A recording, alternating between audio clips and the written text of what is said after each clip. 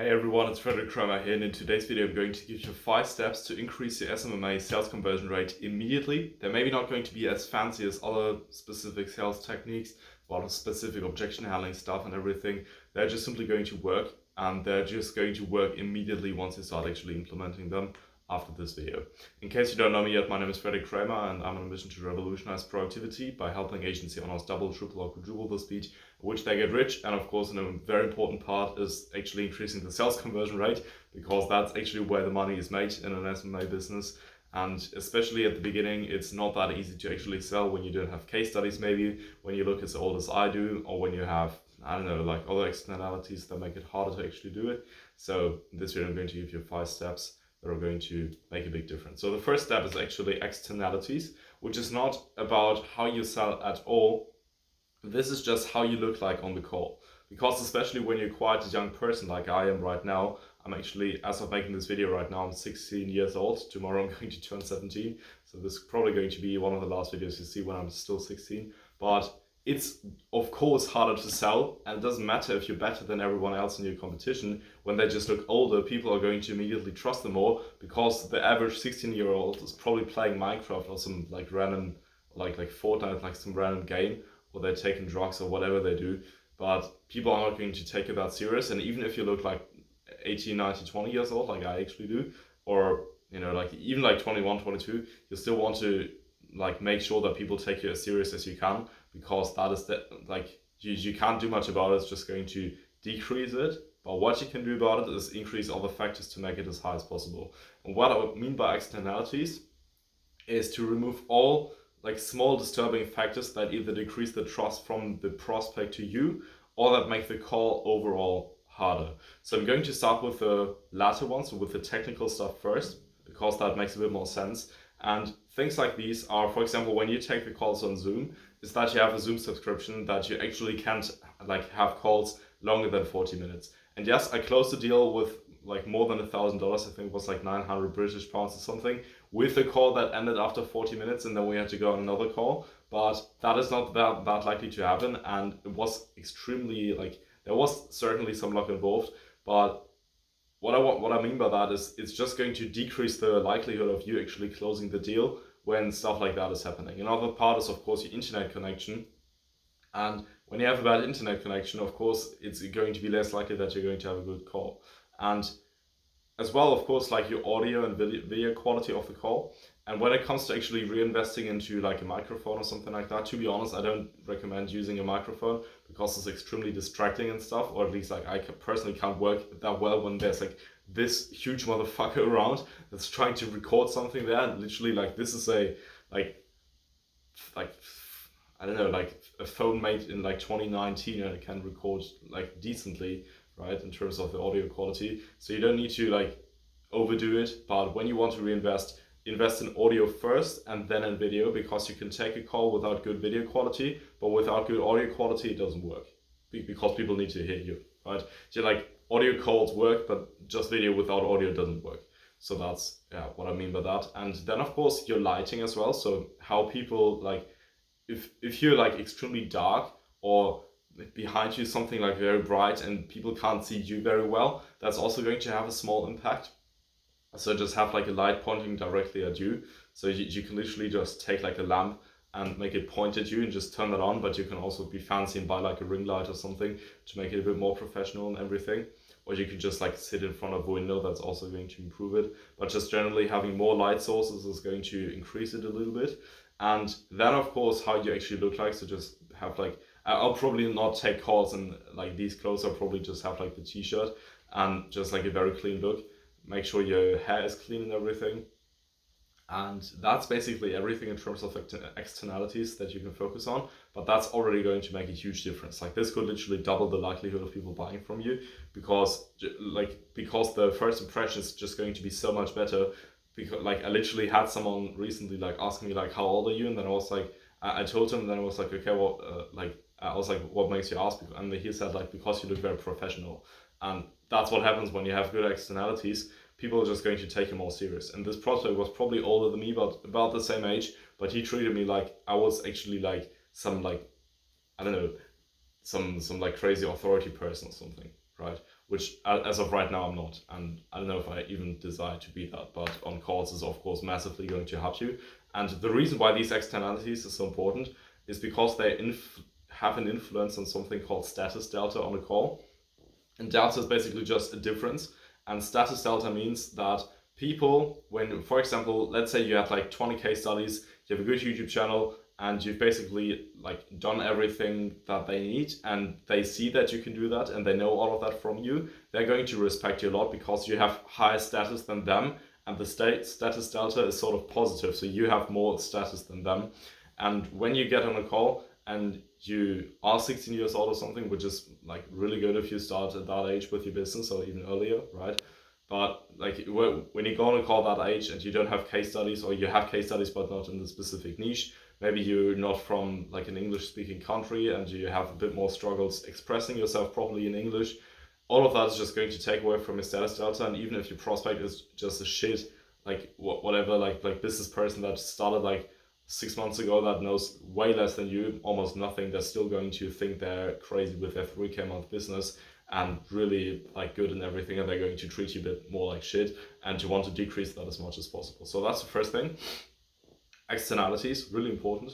And the next thing that I want to talk about is actually the discovery, because you probably know sales calls, basically discovery, pitch, objection handling on a very macro level. And of course, before discovery, I feel like a short intro. But what I want to say is, usually people say the most important thing about your call is the objection handling. So like how do you handle I need to think about it, I need to talk to my partner, I don't have enough money, I'm a bit afraid, like how do you actually do it? Like I don't trust you doing that, that's just a theory, like how to handle that. People think that's really important, and it makes sense because you think like, well, I just gave them the offer, and when I say the right things here, then they're going to buy, probably pretty important. And other people say it's the pitch because it's the thing that you actually like offer, and pitch is certainly important, but what's actually more important than all of this is just your discovery, right? And the reason why that is, it's not because the pitch is not important. Actually, the pitch is of course just like a 2 to 5 minute point where you say what you do. It's really important, but the thing with the pitch is, as soon as you have a pitch that's working, you don't need to change much about it. And the thing that's actually going to make your pitch way more powerful is the discovery. And the discovery is also going to make the objection handling part way easier, because in the discovery you can already see like what objections they might have. So when you ask them questions about their business and they speak about their partner, then you might realize, okay, like they might later give me like a partner objection. When they say they don't have much money, you're going to say, okay, well, like they are probably going to give me a money objection. And when they say other things like that, then you know, okay, like it's probably going to end in this objection, or could be the case. And what you can do is you can pre-handle the objections. And the reason why that's so incredibly strong is because when you already got the price and everything, there's going to be a lot more pressure on the prospect, and they're going to have more resistance and more doubt about your service than when you just ask them questions. And it's way easier to pre-handle a certain concern or objection before you actually gave the price. And it's not actually an objection to anything, because it's just like a fact. They have a partner, and maybe they're not the sole decision maker or something like that. But when you have that in the questioning phase, then you can just ask them the questions like for example, are you the sole decision maker in your business, or do you like, are you both involved in the decision making, like something like that. And maybe the prospect might realize that it's like for something like that later, but you could just like say like out of interest, or just like, given that you just talked about your partner, do you both work on you, or like something like that. It's not going to sound like very salesy or something when you give context for the question before that, and that's going to make it way easier to actually like ask the question and handle the concerns. Same thing for money, same thing for not having enough time. Time is really easy to handle in the discovery, because someone having time for that is of course like a qualifying factor as well. And usually people have time when you do something done for you, of course, because they don't need to invest much time to make more money because it's done for you, you know. But time is like all of these objections can be handled way better in discovery. But what's actually more important is like to see their actual desires and the specific pain in their situation. And yeah, your niche is like the people in your niche are very similar to each other, and that's why your pitch is always going to convert and always going to be good, and you don't need to like change the process and everything. But when you make the pitch, you want to you don't want to explain like how you do it for people, you want to explain how you would do it for them specifically. And when you have benefits like we set up the system within, I don't know, like some like good benefit, like you don't need to spend that much time working together with us because we have that whatever crazy mechanism. Then you can say, because you told me earlier you don't have that much time for your family right now, so that's not going to be an issue for you at all, because you don't need to spend more than 2 hours at all in total on your acquisition, because we handle the rest. Something like that. It's going to be extremely important to them specifically, and that just leverages another bias, because when something is meaningful to a human, like to just them, they think it's like way more important, and they're going to actually see a lot more value in the pitch than just saying this is just going to take 2 hours, right? And when you properly listen in the discoveries, you're going to find all these small things of like, I don't know, like their specific life, what they talked about, their specific situation, their pain points, maybe their current bottleneck, and you can like tie that all into the pitch, and just like always, like after each point that you explain in your pitch, like explain how it would specifically help them in their situation, what you just talked about. That's going to be extremely effective. And basically, even if your pitch was trash, just having a good discovery where you talked about their pain and gave them more clarity on their situation is already going to increase your trust. Okay, so discovery is extremely important. Then the next thing is, when you want people, so you probably know that on calls, or you probably know that people had calls at least, where people just don't take them seriously, and that's again like status sales and everything like that.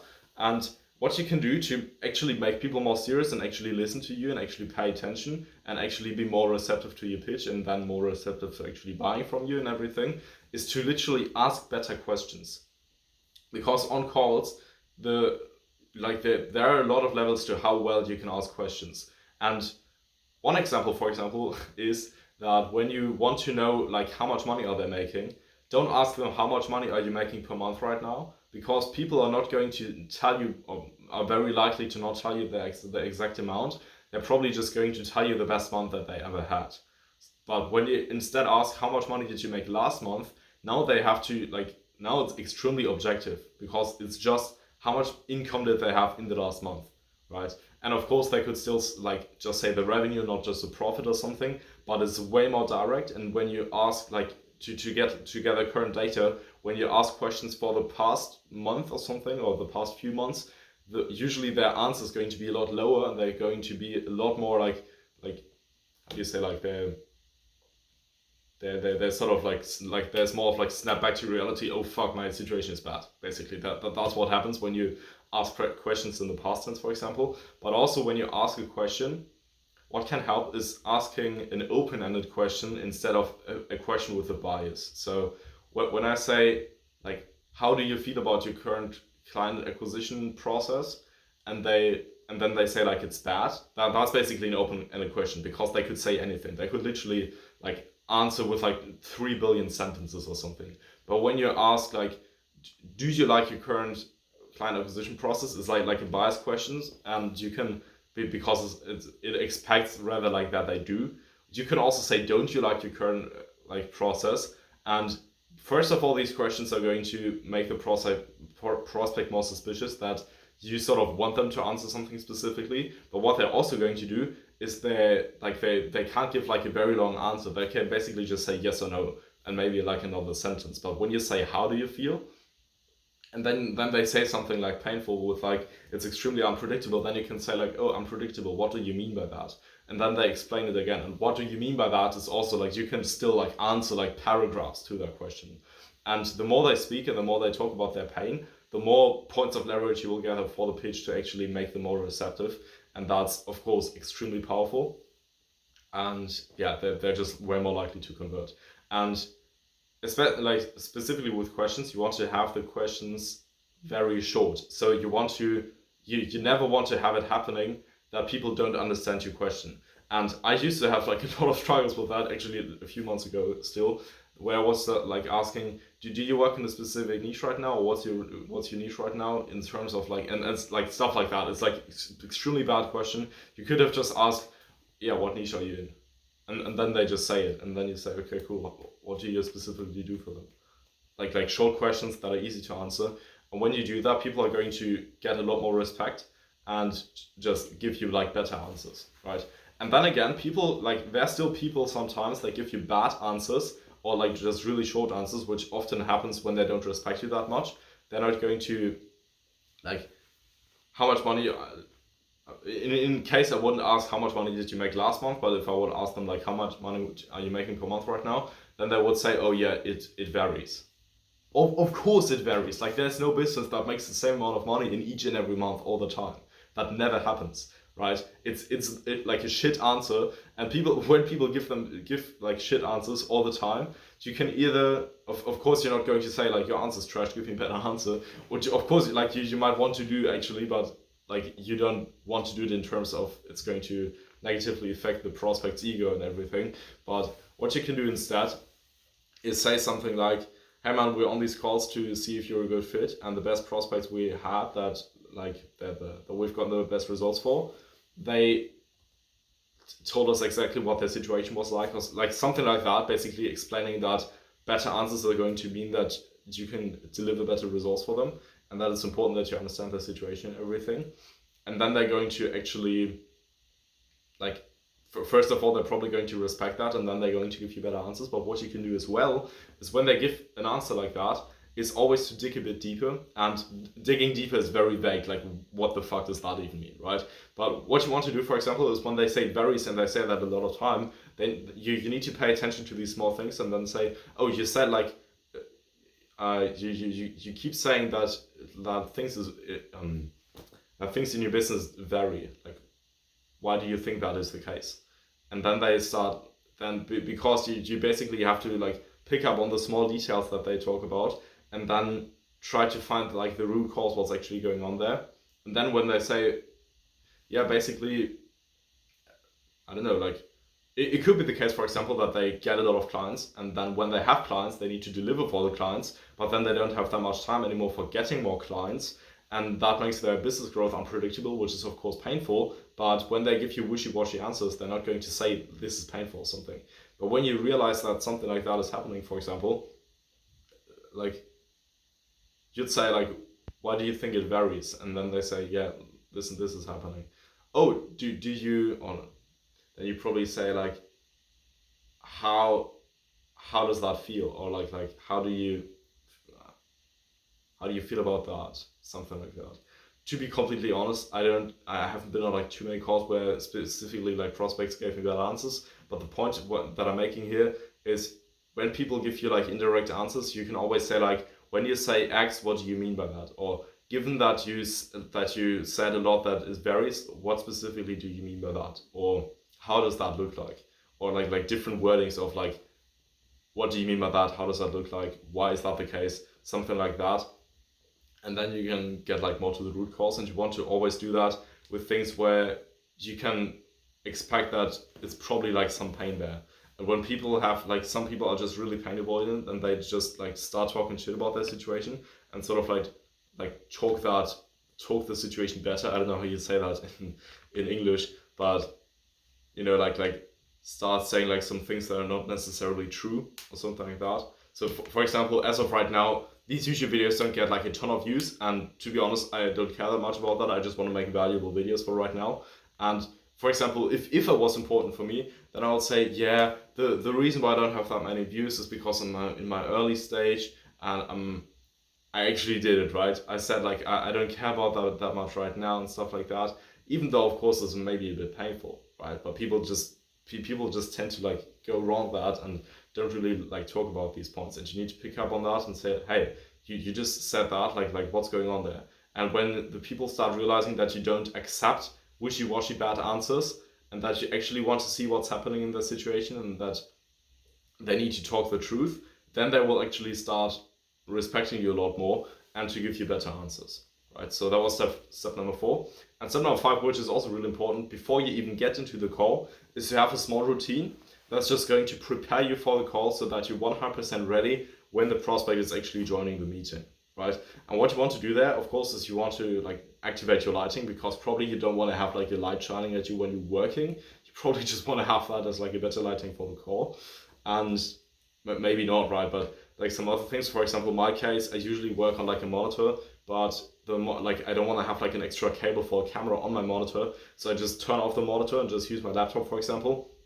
Small things like that to prepare. But extremely important is that you, so, okay, to be honest, I don't know the English word for that, but basically that you like calm down before the call, and that you just like detach from the outcome. You say like, I don't fucking care if I close this client right now. I just want to like get more reps in, try to improve the actual process. It's just about the process. It's just about me asking better questions.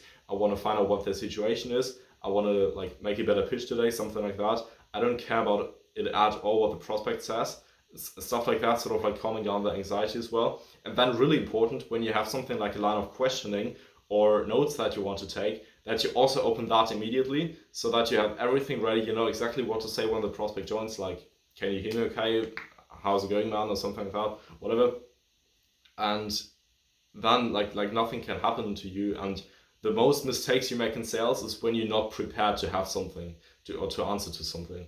And usually when you're not prepared to something, or something like you caught off guard, that's when like bad stuff starts happening, which can, and when that happens at the beginning of the call, of course the entire call is going to go to shit, probably.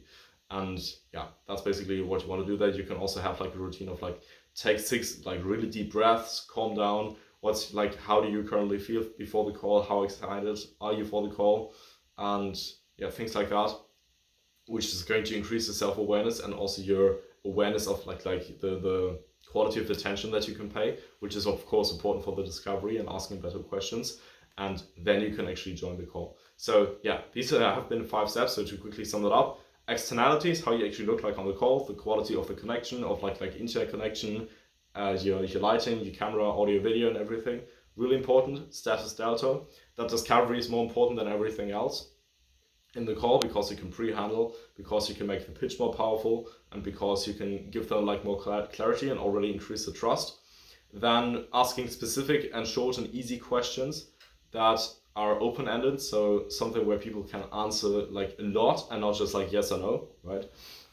Then expecting specific answers from the prospects, so not tolerating when they give you bad answers, and that's just like digging deeper there and sort of saying, okay, so you keep repeating yourself and you say that, what do you actually mean by that? Stuff like that. And then the routine before the call. Now, everything combined, I personally still have 0% sales conversion rate as of right now, me making this video right now.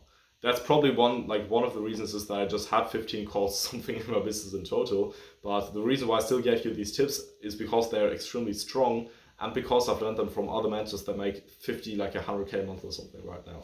And I'm only telling you that right now because if I had told you that at the beginning, you probably wouldn't have listened. But these, like, they're going to help you increase your sales conversion rate. But in order to actually get the first deals closed, you need to have a lot of different parts in place. You need to have a good pitch. You need to be, you don't necessarily need to be able to handle objections, but you need to have a really good pitch that like makes sense for them. You need to have the awareness of your service, even if you never delivered before, what you will actually do for the people. And so like be really specific there. You need to have the confidence. You need to ask good questions in the discovery. You need to actually listen to the people. You need to be a bit of a human and not like a robot. So you actually need some personal connection as well. Stuff like that. You need to be extremely aware of yourself. You shouldn't be tired. Like there's a ton of stuff that you need to do. And when all of that is working, then you'll start making sales. And these steps specifically right now, they're going to increase it, and they're going to be increasing it immediately, because asking more specific questions is something you can learn quite quickly. Of course, asking really good questions is the next step. And also like realizing discovery is important, is something that can happen pretty quickly. Building such a routine is something you can do pretty quickly. Getting the externalities, so just having better clothing, having better lighting, is also something that you can get pretty quickly. And of course, like better internet connection is something you could like reinvest in if you don't have it right now. If you don't have it right now, some calls are going to go to trash, but some not, and then you can like reinvest the money that you got from them and put it in there again, right? So these steps are, if you like don't know them all, and now you know them all, they might literally double your sales conversion rate or triple that. So I just wanted to let you know. But yeah, that's basically everything for this video. The most important part right now is of course that you implement it. By the way, if you want to scale an agency, but at the end of each day you feel like you could have done 10 times more, there's a link in the description where you can check out how you can help you beyond these videos. Doesn't matter to me really if you clicked on it or not. What matters to me is just that your time is being saved. So I just wanted to leave that open, and yeah, really appreciate you watching this video. And by the way, in case you're thinking like, why the fuck would I watch this guy's advice when he's making like 0% sales conversion rate? That is me as of right now making this video. when you're watching this video, chances are it's probably like a few years old or something, or at least a few months. And I expect extreme increases in the sales conversion rate because my bottleneck is shifting more and more to actual sales. And when it sells, then you can, like, sales is something you can spend a lot of time on improving, and you can improve it faster than like running outbound tests for months and months and months to actually like gather the data, if you know what I mean. Right. So that's it for the video. I appreciate you watching it, and I'll see you in the next one. Bye.